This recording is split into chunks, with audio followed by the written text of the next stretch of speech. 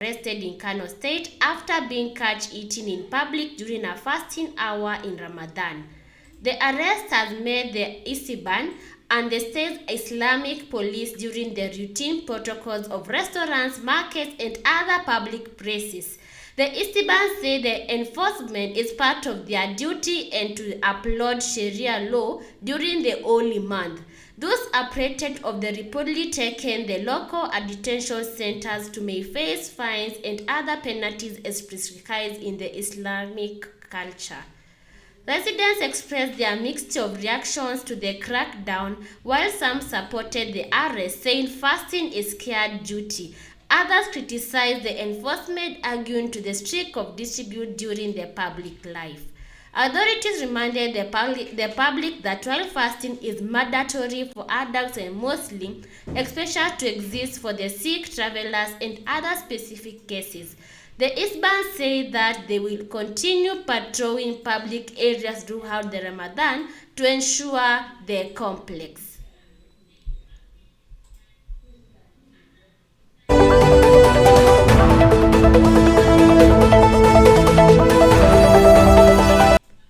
Kenyans consider law requiring foreign investors to source locally in Nairobi and Kenya.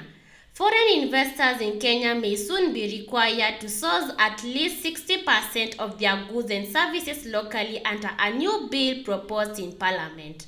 The legislature aims to strengthen local businesses, support farmers and create jobs, and ensure foreign investors contribute directly to the Kenyan's economy. Government officials say that the law is intended to reduce dependency on imports and encourage foreign campaigns to encourage more deeply with Kenyan suppliers. Business leaders have welcomed that the more than cautious and carefully implementations will necessary to avoid the disruption to ongoing investors. If passed, a bill could make a significant step towards boosting local industry while maintaining an attractive environment for the foreign investors.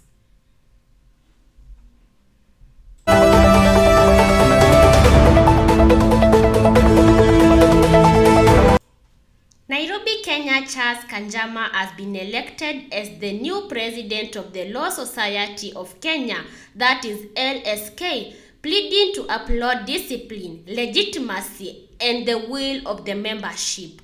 In this present statement, Kanjama emphasized that he will be the membership is the stream and expressed this commitment to the leading society with integrity. He said he looks forward to working with the incoming council to protect members dependent on the law of Kenya.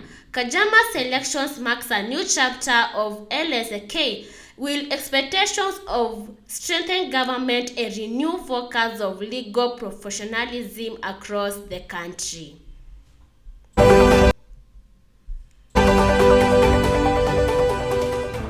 Nairobi, Kenya, the owners of the tour travel firm that is Bonfire and Ventures have been thrown to legal disputes over control of more than 48 mobile telephones line registered with Safaricom. The case comes aimed of shillings of 1.8 billion shillings demand related to the use of lines, with both parties claiming ownership and rights of numbers, detailing that the disputes have been fully disclosed, but sources say battle highlighting tensions in the management of the company following the couple's separations. Lawyers representing both sides are expected to put the present evidence in the court, with outcome likely depending on the what retains operational control of the firm's critical communication infrastructure.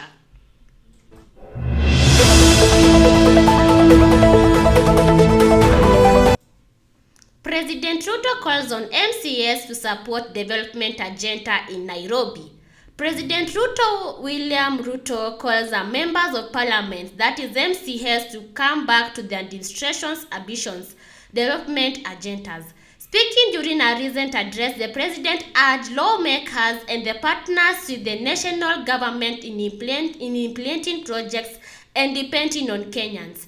I am asking for a partnership to transform Kenya since we are elected to do the right things to our nation, he said. President Ruto emphasized the cooperation during country and national government in essential endeavoring infrastructure that is road and transport, healthcare, education, and economic across the country.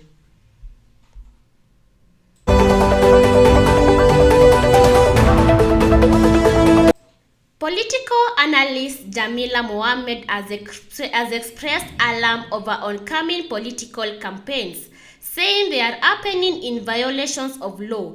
Campaigns should not be happening nor according to the law, but we are seeing them happening. Why isn't IEBC taking any action? Something needs to happen because we cannot continue like this. Mohammed said she warns that the current situation is becoming increasingly dangerously. Adding this, it started as a stretch and a bit too thin, and unfortunately, we will have more people losing lives in these days. He comments calm of the rising concerns over political tensions and the need of timely intervention, that is Independent Electoral Boundaries Commission, to enforce in rules and to protect public safety.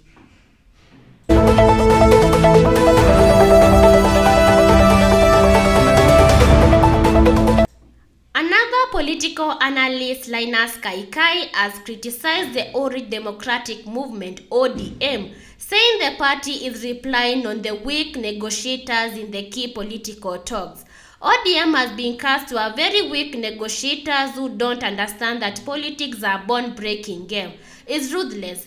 It's really a long shot for ODM to think of getting a position of deputy presidency, Kaikai said. These remarks highlights ongoing debates about the party's strategies and the challenges ODM faces in securing influential positions in Kenya political landscape.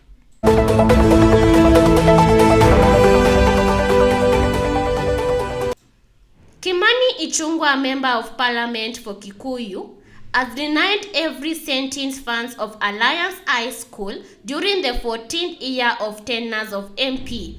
I have been a Kikuyu of MP for almost 14 years and I have never sent a shillings to Alliance High School. Ichung'wah stated, addressing the claims that about the alleged contributions of the institution. These remarks have sparked discussions on the role of MPs in supporting schools in their places, that is words, and expecting the public funds very virtual and personal contributions.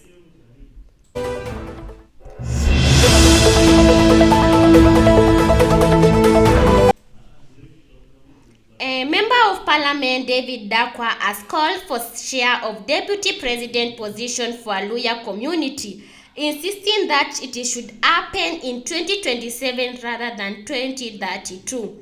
Hata sisi Waluhya tunataka kushare ya deputy president na hatutaki 2032. Tunataka 2027 Muluhya akuwe deputy president, Dakwa said, emphasizing the community desire for earlier political representation at the national level.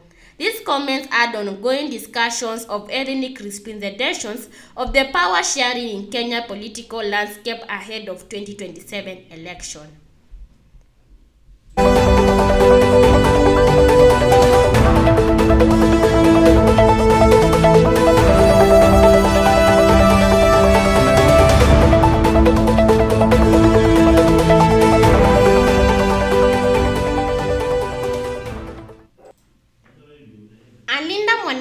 Rally in Kisumu faced distractions with reports of sound equipment being damaged during the event.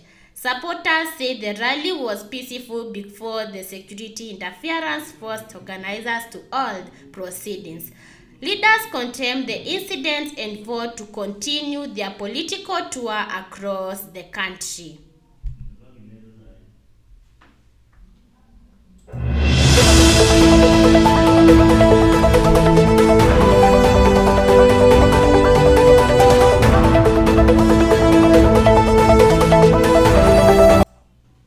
Reporting for Top Prime Media, my name is Diana Ndulu, and don't forget to follow us on our online platforms, that is YouTube, TikTok, and Facebook.